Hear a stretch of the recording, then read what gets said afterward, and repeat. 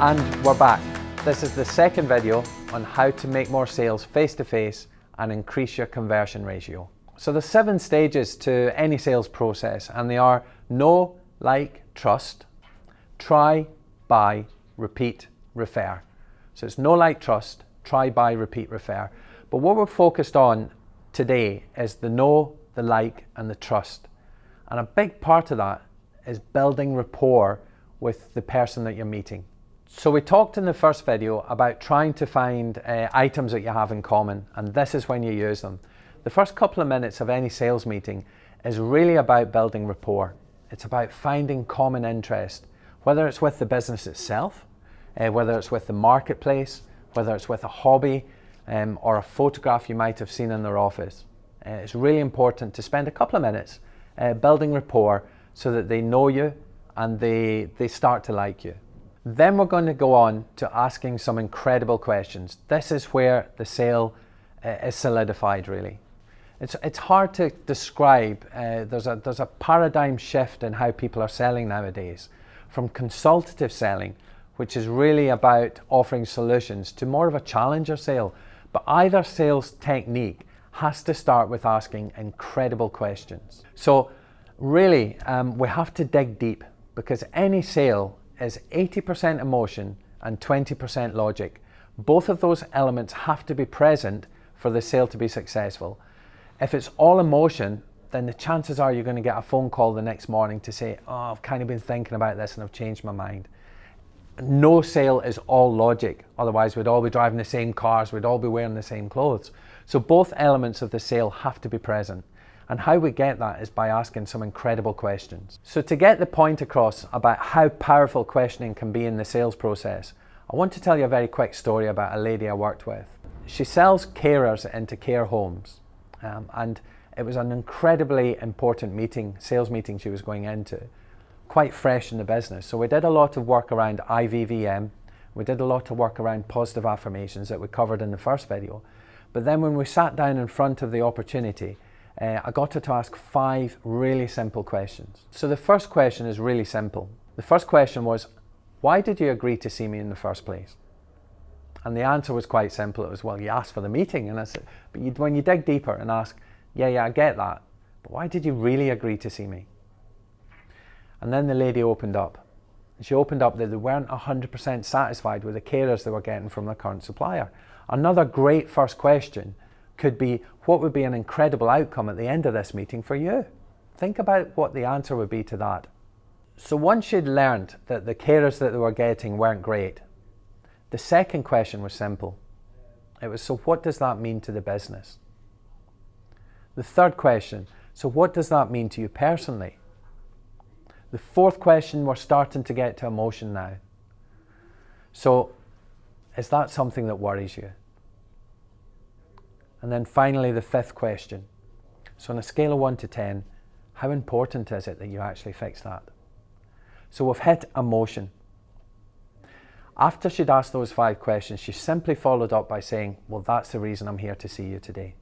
So some industries are really easy to think about how you could actually hit emotion. If you're selling holidays, you can have incredible positive emotions, and vice versa, you can have some negative emotions in some industries as well.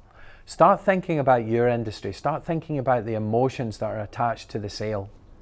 You know, even if you're selling steel fabrication, you know, how quickly does the client need the item that you're fabricating? What will it mean to their business if that item is in place and working effectively?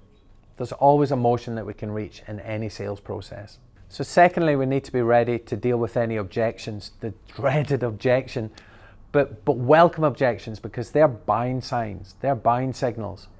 It's the preparation that we have ahead of receiving an objection that's really, really important. So when we get an objection, it's really important to empathize, isolate, and deal. I'll say that again because it's really important. Empathize, isolate, and deal. So what exactly do I mean by that? So when we empathize with an objection, you can have a bit of fun with this.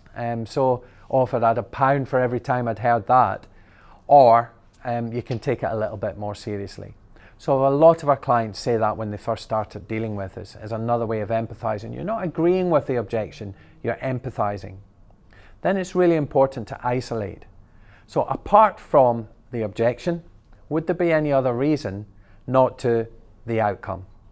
So apart from the fact we're too expensive, would there be any other reason not to buy from me today?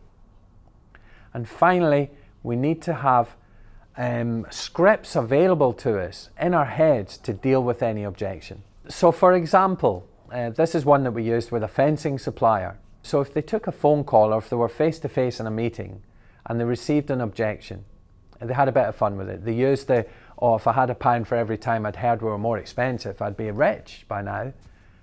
Apart from the fact that we're slightly more expensive, would there be any other reason not to place the order with us today? And then they had a script ready to deal with the objection. So let me explain. Our fence panels are engineered to millimetre tolerances. And as you know, Mr. Client, the most expensive aspect of any kind of project of this scale is labour. So the fact that our panels go up first time, every time, and we guarantee that, means that you're going to save an absolute fortune on labour. Shall we go ahead and process that order? That's an example of how to deal with an objection.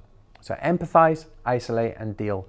And make sure that you're practicing your objection handling. So rather than dreading an objection, you're actually looking forward to it. So a final tip on objections, and this is a tough one. I absolutely hate this myself, but it's so effective, is have an objection ball. If there's more than yourself in the team, if there's 2 or more people, have an objection ball. And the objection ball is something that you can throw at each other. And as it's in the air, you say an objection. So you're too expensive. As you catch the ball, you have to be able to deal with that objection on the spot. It's really effective for practicing and looking for objections. So the final part of the sales process is actually asking for the order, asking for the sale. I never cease to be amazed about how many people don't actually ask for the sale. It's almost criminal. So we need to make sure we're prepared to ask for the sale at the end of the process. Of course, through the sales process, we're looking at opportunities to test the water, test the temperature from the opportunity, and make sure we close at the right time. Ask great questions, get them agreeing with you all the way through the sales process, but never forget at the end to ask for the sale. It's as simple as that. Whether you use an assumptive close or many other closes that are available to us, I strongly recommend, if you're not completely comfortable with how you're closing the sale, so practice how you're going to close. There's loads of books out there available on all the different closes that people use.